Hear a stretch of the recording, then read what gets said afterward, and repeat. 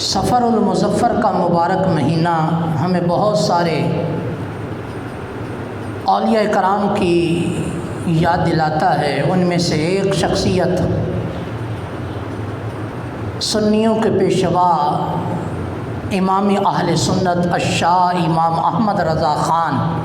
فاضل بریلوی رحمۃ اللہ تعالی علیہ کی شخصیت ہے، اور اس ماہ مقدس کی 25 تاریخ کو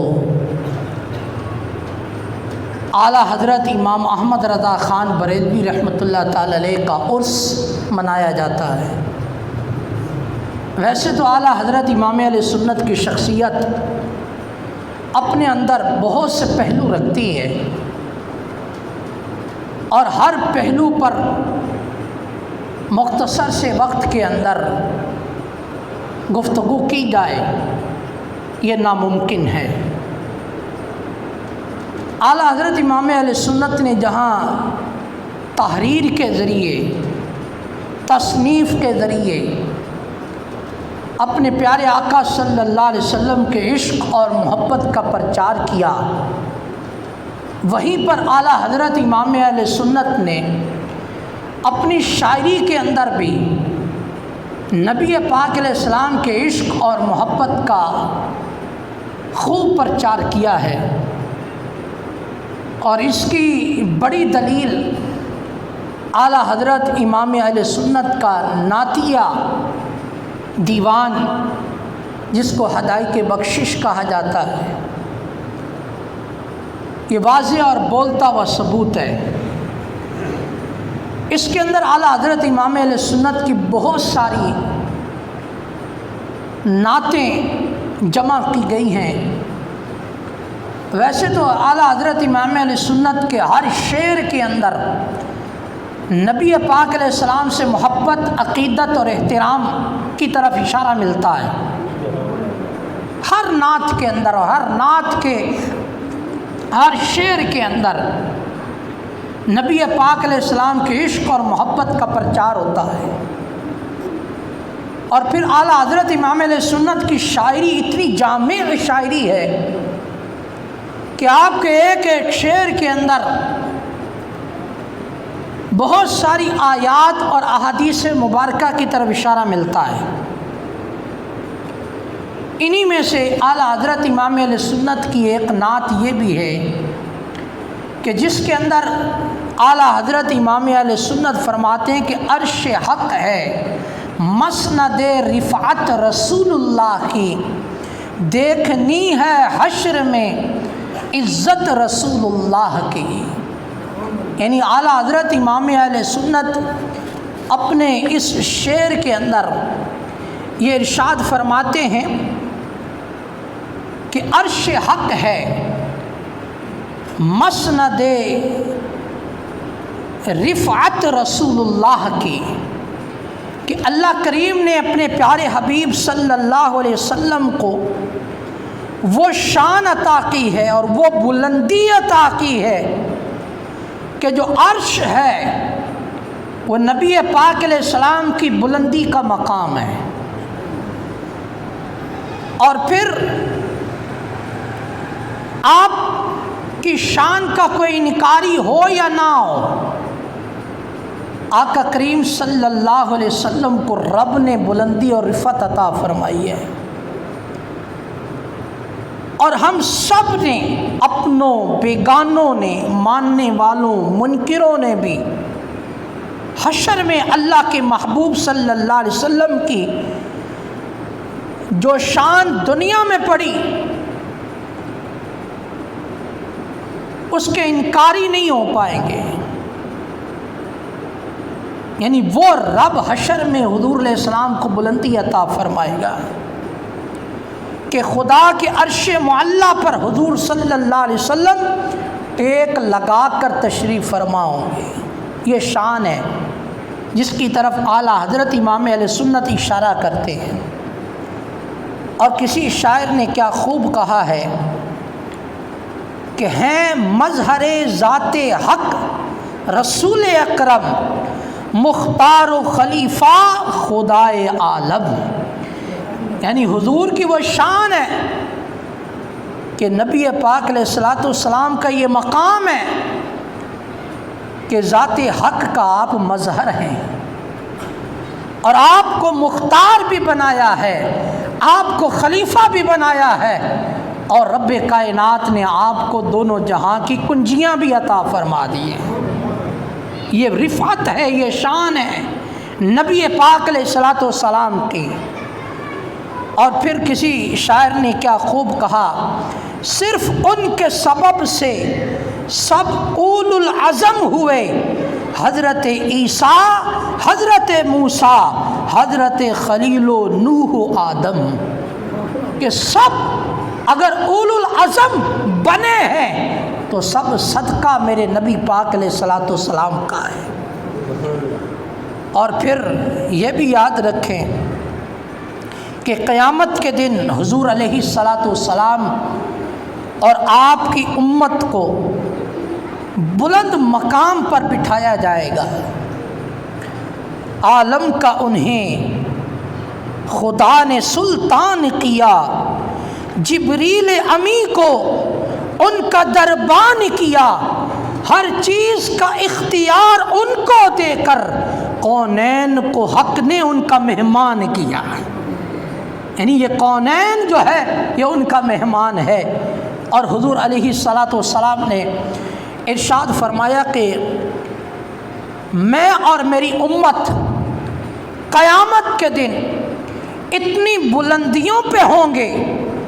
کہ ہر کوئی اہل محشر میں سے خواہش کرے گا کہ کاش ہم بھی ان میں سے ہوتے۔ ایسا تجھے خالق نے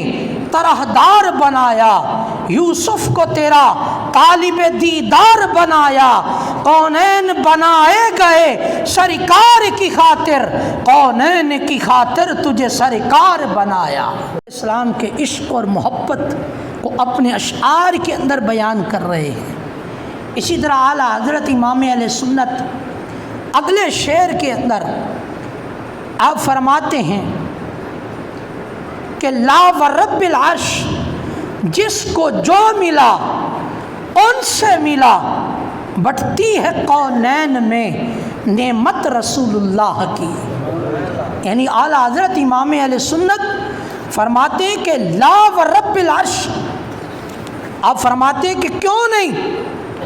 عرش کے رب کی قسم، عرش کے رب کی قسم، جس کو جو نعمت ملتی ہے وہ رسول اللہ سے ہی ملتی ہے، وہ در رسول سے ہی بٹتی ہے، کیونکہ دونوں جہاں میں رسول اللہ کے قدموں کا صدقہ ہی نعمتیں بانٹی جا رہی ہیں، آپ کے صدقے میں نعمتیں بانٹی جا رہی ہیں۔ آپ صلی اللہ علیہ وسلم نے فرمایا انما انا القاسم والمعطی هو اللہ۔ رب نے آپ کو کیسی شان عطا کی کہ نبی پاک علیہ السلام خود فرماتے ہیں کہ اللہ دیتا ہے اور تقسیم میں کرتا ہوں، اللہ دیتا ہے فرمایا تقسیم میں ہی کرتا ہوں، کوئی سلیقہ ہے آرزو کا نہ بندگی میری بندگی ہے، یہ سب تمہارا کرم ہے آقا کہ بعد اب تک بدی ہوئی ہے، کسی کا احسان کیوں اٹھائیں، کسی کو حالات کیوں بتائیں، تم ہی سے مانگیں گے تم ہی دو گے، تمہارے در سے ہی لو لگی ہے۔ ہم کیوں کسی سے مانگیں، ہم کیوں کسی کے در پر جائیں، ہم کسی کا احسان کیوں اٹھائیں، ہم نے تو لو آپ کے در سے لگا دی ہے، یہی سے مانگیں گے، یہی سے پائیں گے، یہی سے کامیاب ہوں گے، انہی کے صدقے میں رب کائنات ہمیں جنت میں بھی داخلہ عطا فرمائے گا۔ تو اعلیٰ حضرت امام علیہ سنت نے اسی عقیدے کو بیان کیا، اور آپ نے کیا فرمایا، آپ فرماتے ہیں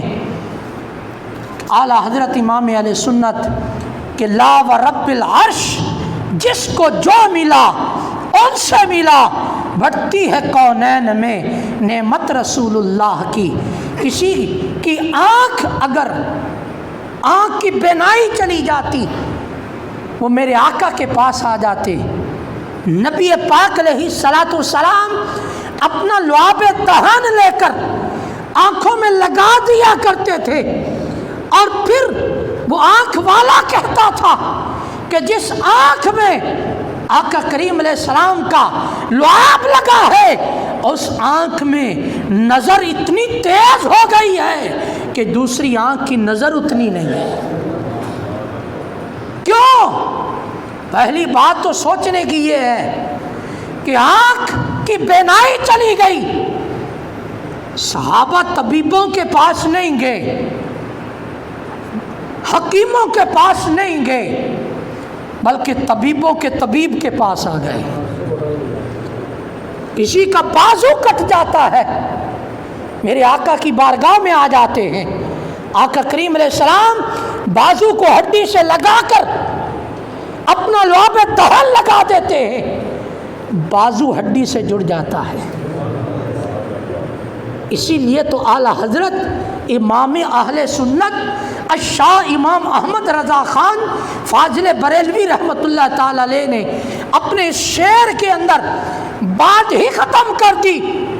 اور قسم کھائی عرش کے رب کی کہ لا ورب العرش، کیوں نہیں، عرش کے رب کی قسم،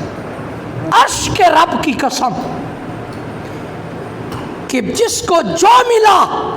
ان سے ہی ملا ہے. اور یہ ہر مسلمان کا عقیدہ ہونا چاہیے کہ اس کو جو بھی ملا ہے وہ سب آمینہ کے لال کا صدقہ ہے. جس کو جو ملا ہے، یہ حیاتی ملی، یہ صحت ملی، یہ تندرستی ملی، بلکہ ہر مومن کا یہ عقیدہ ہونا چاہیے کہ اگر جنت میں داخلہ ملے گا تو وہ بھی حضور کے صدقے میں ملے گا. اسے جنت کا داخلہ نہیں ملے گا جو اس دنیا میں رہ کر یہ کہتا ہو کہ انہیں تو معاذ اللہ دیوار کے پیچھے کا بھی علم نہیں ہے، جو معاذ اللہ یہ کہتا ہو کہ ان کا علم کی حد تو اتنی تھی کہ اتنا علم تو شیطان کو بھی ہے. یہ جنت اسے نہیں ملے گی جو یہ کہے کہ نبی پاک صلی اللہ علیہ وسلم کی تعظیم تو اتنی کرنی چاہیے جتنی بڑے بھائی کی کرتے ہیں. یہ لوگ موجود ہیں اس معاشرے کے اندر جن کی کتابوں میں یہ باتیں لکھی ہیں اور جو یہ باتیں کرتے ہیں اور جو یہ کہتے ہیں کہ اگر نماز کے اندر نبی پاک علیہ السلام کا خیال آ جائے تو نماز نہیں ہوتی، گدھے اور بیل کا خیال آ جائے تو نماز ہو جاتی ہے. ایسوں کو جنت نہیں ملے گی، اس لیے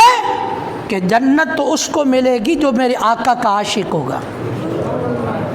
جس کا عقیدہ یہ ہوگا کہ میرے آقا کنکریوں کو حکم دے دیں وہ بھی کلمہ پڑھ دیتی ہے، جن کا یہ عقیدہ ہو کہ میرے آقا اگر چاند کو اشارہ کر دیں چاند 2 ٹکڑے ہو جاتا ہے، جن کا یہ عقیدہ ہو کہ یہ جنت اسے ملے گی کہ جو نبی پاک علیہ السلام کے بارے میں یہ عقیدہ رکھتا ہو کہ آپ ڈوبے ہوئے سورج کو اشارہ کرے سورج واپس عصر کے وقت پر آ جاتا ہے، جس کا یہ عقیدہ ہو کہ میرے آقا کریم علیہ السلام اگر کھاری پانی کے کنویں میں اپنا لعاب دہن ڈال دیں رب کائنات اس کھارے پانی کو اتنا میٹھا کر دیتا ہے کہ اتنا میٹھا کسی کنویں کا پانی نہیں ہوتا. اس لیے کہ لا ورب العرش جس کو ملا جو ملا ان سے ملا، لا ورب العرش جس کو ملا جو بھی ملا ہے ان سے ملا. بڑھتی ہے کونین میں نعمت رسول اللہ کی، اسی جہان میں نہیں حشر میں بھی اگر کسی کو صدقہ ملے گا، کسی کو نعمت ملے گی، وہ خواہ نعمت شفاعت کبریٰ کی صورت میں ہو، وہ سب صدقہ حضور علیہ السلام کا ہے. اعلیٰ حضرت کیا فرماتے ہیں کہ عرش حق ہے مسند رفعت رسول اللہ کی، کہ رب کائنات نے آپ کو یہ بلندیاں عطا فرمائیں کہ آپ حشر والے دن ٹیک لگا کر تشریف فرما ہوں گے۔ اور حضرت عبداللہ بن عباس رضی اللہ تعالیٰ عنہ فرماتے ہیں، آپ نے کیا فرمایا؟ فرمایا کہ حضور علیہ الصلاۃ والسلام کو قیامت کے دن اللہ کی دائیں جانب نور کی کرسی پر بٹھایا جائے گا، نور کی کرسی پر بٹھایا جائے گا، اور یوں آقا کریم علیہ السلام کو اعزاز اور اکرام دیا جائے گا۔ تو اعلیٰ حضرت امام اہل سنت نبی پاک علیہ السلام کی انہی بلندیوں کی طرف اشارہ فرما رہے ہیں کہ عرش حق ہے مسند رفعت رسول اللہ کی، دیکھنی ہے حشر میں عزت رسول اللہ کی، کہ یہ حشر میں پتہ چلے گا کہ رب کائنات نے اپنے محبوب کریم علیہ السلام کو کیسی عزت عطا فرمائی ہے۔ اور یہ یاد رکھیں، اس پر اعلیٰ حضرت امام اہل سنت نے اپنا پورا ایک رسالہ لکھا ہے، اور جس کا نام ہے تجلی الیقین، کہ جس کے اندر اعلیٰ حضرت امام اہل سنت نے دلائل کے دریا بہا دیے ہیں، اور ان کے اندر اعلیٰ حضرت نے یہ بیان فرمایا ہے کہ دیکھنی ہے حشر میں عزت رسول اللہ کی، کہ حشر والے دن رب کائنات اپنے محبوب کریم علیہ السلام کو کیسی عزت عطا فرمائے گا۔ اسی طرح اعلیٰ حضرت امام اہل سنت اگلے شعر کے اندر یہ فرماتے ہیں کہ قبر میں لہرائیں گے تا حشر چشم نور کے، جلوہ فرما ہوگی جب طلعت رسول اللہ کی۔ اعلیٰ حضرت امام اہل سنت فرماتے ہیں کہ قبر میں عاشقان مصطفیٰ صلی اللہ علیہ وسلم کے لیے حضور علیہ السلام کی آمد پر آپ کے چہرہ اقدس سے نور کے ایسے جلوے اٹھیں گے جو جھنڈوں کی طرح مومن کی قبر میں تا قیامت لہراتے رہیں گے۔ یعنی آپ کے چہرے سے نور اتنا نکلے گا کہ وہ جھنڈوں کی طرح ہو جائیں گے، اور فرمایا کہ وہ جھنڈے جو آپ کے نور سے بنے ہیں وہ قیامت تک عاشقان مصطفیٰ کی قبروں میں لہراتے رہیں گے۔ اور پھر قبر میں آپ کو پتہ ہے کہ تیسرا سوال یہی ہوگا کہ نبی پاک صلی اللہ علیہ وسلم کے متعلق پوچھا جائے گا۔ آپ خود بنفس نفیس ہر مرنے والے کی قبر میں تشریف لائیں گے، یا پردے اٹھا دیا جائیں گے اور ہر قبر والا نبی پاک علیہ السلام کا دیدار کرے گا، اور پوچھا جائے گا اے شخص اس دنیا میں تو ان کے بارے میں کیا کہا کرتا تھا، تیرا اعتقاد کیا تھا، تیرے نظریات کیا تھے، تو ان کے بارے میں کیا کہا کرتا تھا۔ تو یہ قبر میں تیسرا سوال ہوگا، اور اعلیٰ حضرت امام اہل سنت نبی پاک علیہ السلام کی انہی شانوں کو بیان کرتے ہوئے آپ فرماتے ہیں کہ جب نبی پاک علیہ السلام کی ذات اقدس ہر عاشق مصطفیٰ کی قبر میں جلوہ گر ہوگی تو آپ کے چہرے سے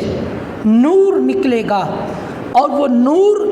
جھنڈوں کی شکل میں ہو جائے گا، اور پھر یہ حضور علیہ السلام کے چہرے سے نکلے ہوئے نور کے جھنڈے تا قیامت ہر عاشق مصطفیٰ کی قبر میں لہراتے رہیں گے۔ تو اعلیٰ حضرت امام اہل سنت نے کیا فرمایا؟ فرمایا کہ قبر میں لہرائیں گے تا حشر چشم نور کے، اور نبی پاک علیہ السلام کی اسی شان کو بیان کرتے ہوئے ڈاکٹر اقبال نے یہ کہا تھا، وہ دانائے سبل ختم الرسل مولائے کل جس نے غبار راہ کو بخشا فروغی وادی سینہ، نگاہ عشق و مستی میں وہی اول وہی آخر وہی قرآن وہی فرقان، وہی یاسین، وہی طٰہٰ۔ یعنی نبی پاک علیہ السلام کی انہی شانوں کو بیان کیا، اور کیا کہا؟ نگاہ عشق و مستی میں، کہ جو ایک عاشق کی نگاہ ہے، جو ایک مست نگاہ ہے، اس میں اول بھی آپ ہیں، آخر بھی آپ ہیں، اور وہی قرآن بھی آپ ہیں، وہی فرقان بھی آپ ہیں، اور وہی یاسین بھی آپ ہیں، اور وہی طٰہٰ بھی آپ ہی ہیں۔ یعنی یہ شانیں اللہ کریم نے آپ کو عطا کی ہیں۔ اور پھر اعلیٰ حضرت کیا فرماتے ہیں کہ قبر میں لہرائیں گے تا حشر چشم نور کے، جلوہ فرما ہوگی جب طلعت رسول اللہ کی، جلوہ فرما ہوگی، یعنی جب نبی پاک علیہ السلام کی ذات اقدس قبر میں اپنا جلوہ دکھائیں گی، تو آپ کے چہرے کے نور سے فرمایا کہ ہر عاشق مصطفیٰ کی قبر میں نور کے جھنڈے تا قیامت ہی لہراتے رہیں گے۔